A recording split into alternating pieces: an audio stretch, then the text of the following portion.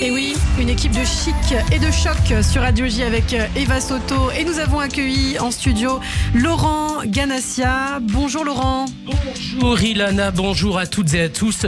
Vous imaginez combien il est délicat et complexe de parler tourisme en Israël à l'heure où notre destination de rêve traverse un cauchemar que personne n'osait imaginer depuis la Shoah.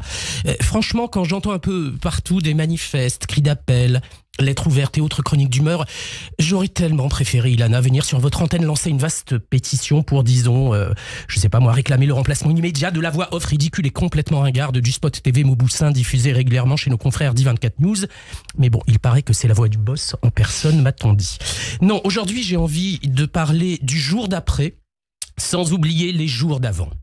Car nous en sommes certains, dans un avenir peut-être pas si lointain, nous retrouverons avec bonheur les plages de Tel Aviv avec son énergie folle et enivrante, les paysages bucoliques de Galilée, les étendues magiques de la Judée, la majesté de Masada et de la mer Morte, les paysages féeriques du Negev, la douceur de vivre des lattes mer Rouge et bien sûr la magie fascinante et cinégénique de Jérusalem.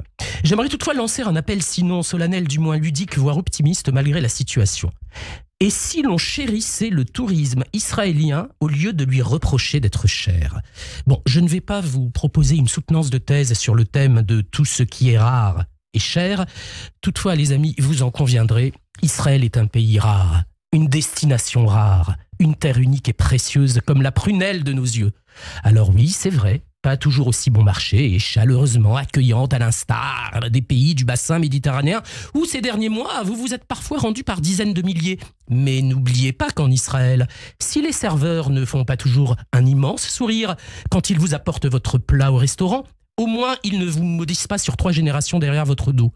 Si les hôtels sont, paraît-il, excessivement chers, c'est aussi parce que les salaires de tous ces citoyens admirables et d'un courage hors norme méritent d'être à la hauteur de leurs sacrifices et d'un quotidien pas toujours facile, et c'est un euphémisme, comme on le constate aujourd'hui.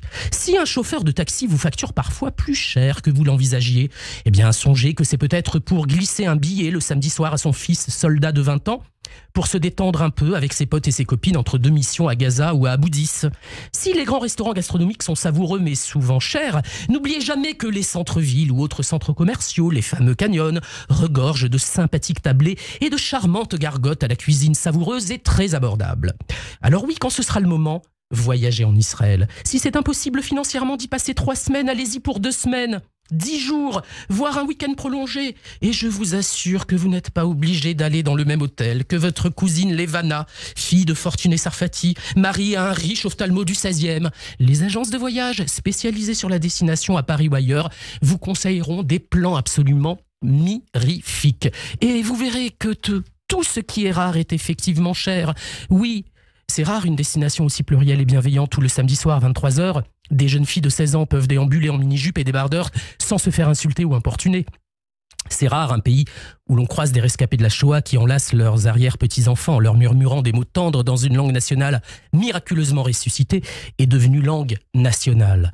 C'est rare de vivre en direct au XXIe siècle le miracle de cette start-up nation que certains, y compris au Quai d'Orsay, dans les années 60 et 70, imaginaient n'être qu'une parenthèse de l'histoire. Et comme beaucoup parmi vous sans doute, j'ai encore plein d'exemples en tête. Alors oui, la prochaine fois que vous voyagerez en Israël, délectez-vous du quotidien qui s'offrira à vous, cette énergie communicative unique, cette ambiance festive de tous les instants, cette résilience quasi surnaturelle, ces jeunes filles belles à vous damner, ces garçons ténébreux et séduisants qui font chavirer les filles des 4 coins de la planète quand ils s'exilent quelques mois après leurs 3 années d'armée.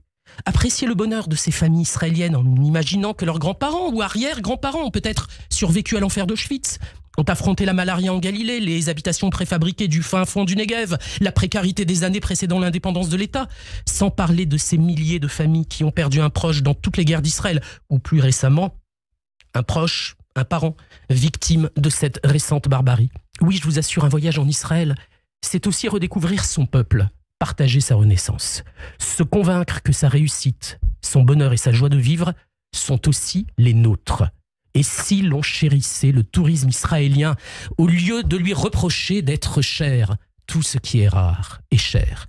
Pensez-y, et en attendant des jours meilleurs, rejoignez-nous par centaines, par milliers en vous inscrivant sur notre page Facebook. Dites-le à vos amis juifs, non-juifs, athées, de tous bords et de toutes orientations, de toutes tendances. Le nom est facile à retenir sur Facebook. Voyage en Israël. Merci à vous et merci Ilana. Merci beaucoup Laurent Ganassia, un message très fort ce matin. Je vous sens très ému ce matin Laurent. Absolument. C'était un message qui comptait pour vous je crois. Tout à fait. Ce matin de le dire. Et merci beaucoup de m'avoir offert l'opportunité de le dire. Avec grand plaisir. Merci bientôt. beaucoup Laurent Ganassia. Bien sûr on aime Israël et on a envie d'y retourner pour vivre des moments magiques et des moments uniques. Vous restez avec nous sur Radio J. Tout de suite la chronique C'est bon pour la santé.